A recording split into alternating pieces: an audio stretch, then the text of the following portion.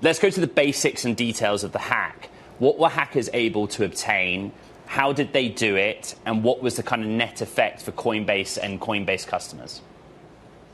Right. So back in January, the threat actor realized that they could get access to some of Coinbase's contractors in their customer support assistance teams.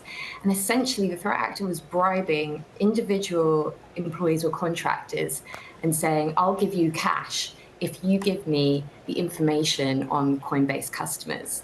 And they have been giving a drip feed through since January up until around this week, when Coinbase say it received an anonymous email saying, I'm the person who's been bribing your customer support assistants. I have this pool of information on some of the most valuable customers you own. Give me $20, give me $20 million, and I will delete that information. And this week, Coinbase, yesterday, disclosed that had been going on and that they refused to pay the ransom and they wanted to come public with it instead. That's right. If you're just tuning in, I mean, Coinbase shares are pretty buoyant in Friday's session. They had fallen by 7% or so in Thursday's session. The simple question is, what happens next?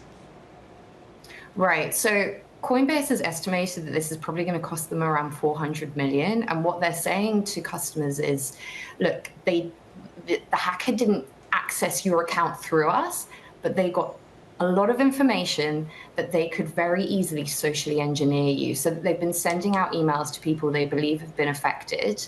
And they are saying, if you do suffer a loss as a result of this data being leaked, we will compensate you. So we'll Margi, have to see.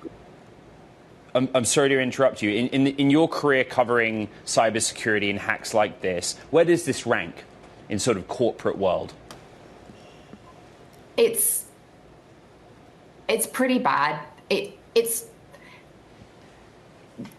the way that the hackers can use this information to target wealthy people. They are able to see the balances in their Coinbase accounts, and they now have very, very detailed information on these individuals that they can go and socially engineer them, not just to get into their Coinbase accounts, but into other financial accounts that they might own. And by social engineering, I mean calling up and saying, I'm a bank support assistant. And when the person questions, well, how can you prove that? Give me some information about my account. And they can say, well, I have names, emails, balance, your last transactions. It's all very convincing information. So I think in terms of, they may not have gotten into Coinbase's systems per se and broken into their networks, but the mushrooming effect this will have on people's personal data and the potential impacts it could have on people, individuals are losing their money is pretty big.